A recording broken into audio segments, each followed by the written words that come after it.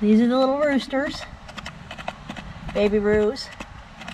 And having taken note that Roosty's aggressive behavior when first introduced to the hen hutch was partly excitement over the dust bath, I figured I'd give them a dust bath for the rest of today before we switch Roosty out and give one of these guys a trial.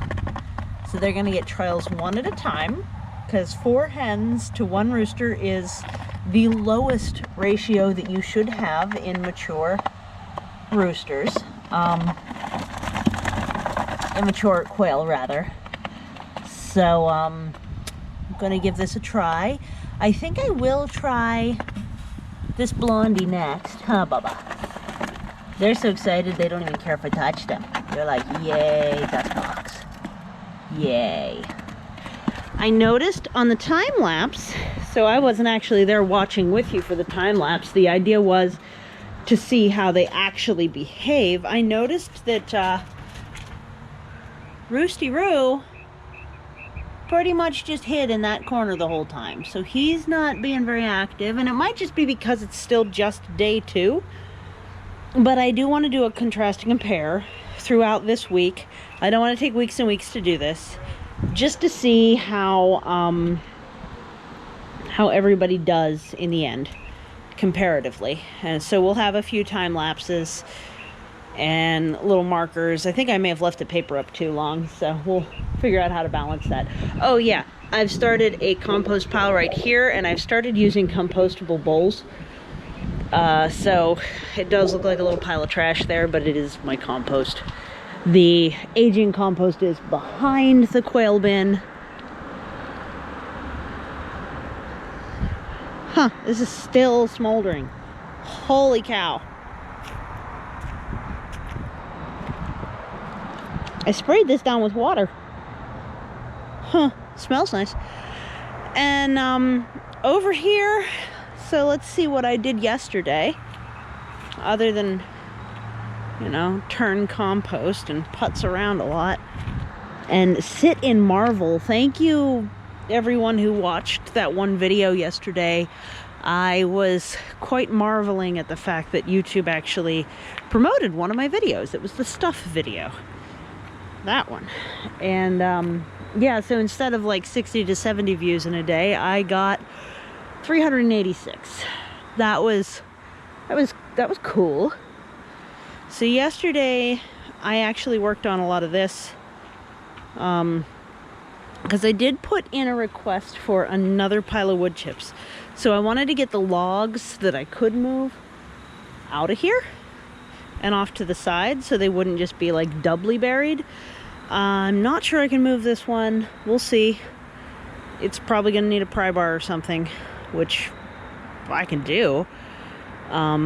Yeah, so I'm not sure this is all the logs, but it's at least most of them. So there were a number more sort of big ones, and this one had a bunch of side sticks sticking off the side, and it was the thing that was the most in my way. So I used the little folding saw, another bug, and cut off its side limbs so that I could figure out what else was going on. And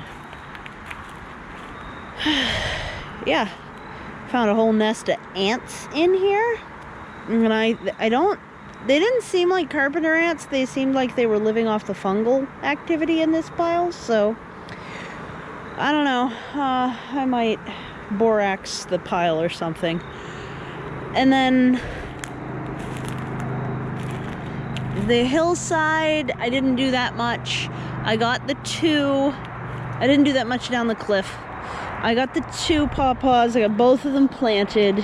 Not just the one you saw on film yesterday, but both of them. So we'll go look at that. The hillside's still looking about the same. I have been watering still a little bit more, even though it's, you know, cooler. There's still brand new cuttings set in, and I lost all my cuttings over the summer. So I'm like nervous, you know, but it's very like specific locations where I'm watering. Most things like these, all my hazelnuts are starting to go dormant. We've had a couple of frosts. The native mulberry that I have planted is still leafed out, as is my May pop is still leafed out. That's a hardy passion fruit. Been trying to keep this pathway cleared, and I also cut off, not all of them obviously, but a good many of the seed pods from this Rosa Sharon. I do want the Rosa Sharon to thin out and give my these hazelnuts here too, which you can only sort of see, but these ones have the catkins, which we talked about catkins at one point. Yeah. Ooh, look at that. That is a deer tick, also known as Lyme's disease carriers. I'm gonna kill them. Ugh. You pretty much have to push your thumb into them. So yeah, I do have a tick treatment undershirt on, so if it got to the usual spot where they like to attach to me or anywhere near my shirt, they'll die. But yeah, that's the first time I've seen one like as soon as it gets on me. That was wild. All honeybees are still real happy that I have asters. I'm getting less and less of the raspberries here. I think the cool weather is ripening them slower, but I'm still getting some daily.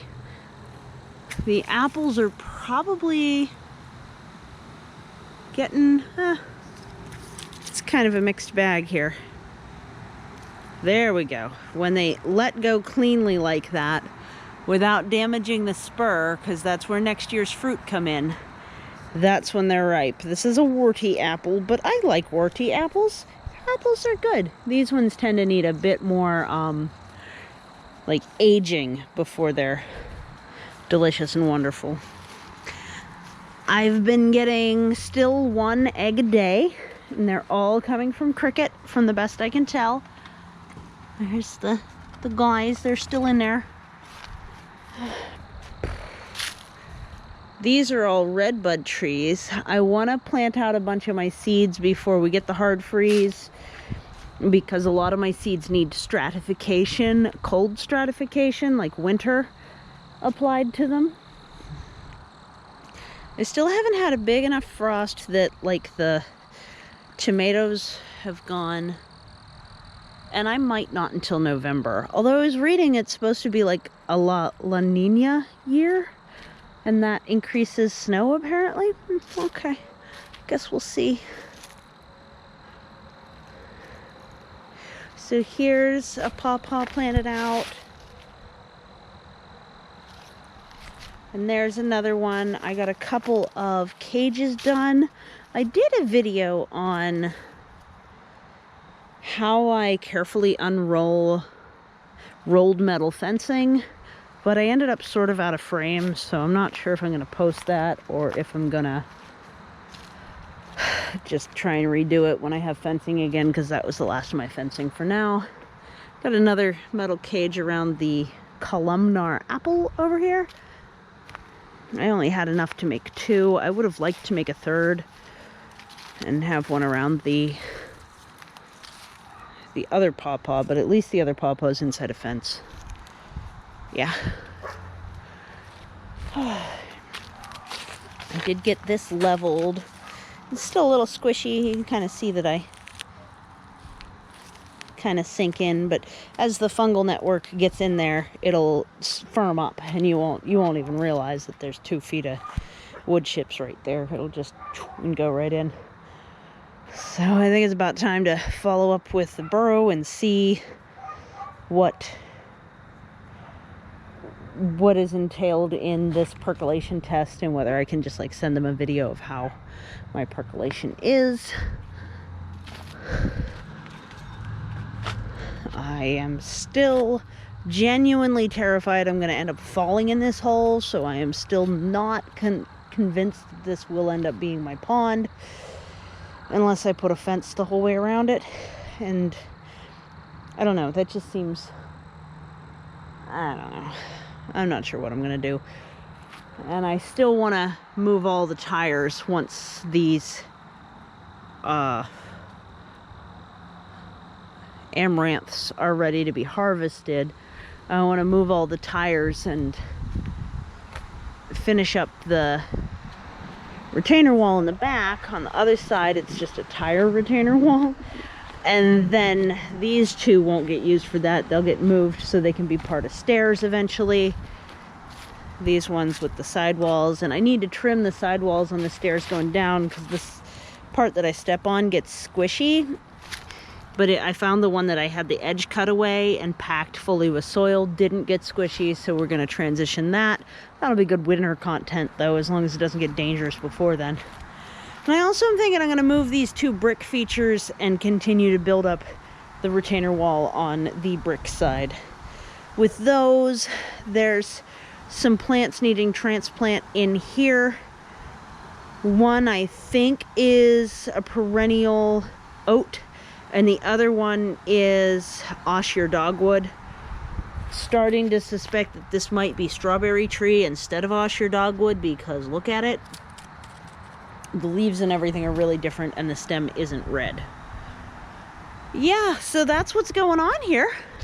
That was yesterday in review, and I hope you enjoyed the little look around. Happy Sunday. This is Permaculture. Welcome to the cliffside. I hope you enjoyed the tour. Take care. Bye.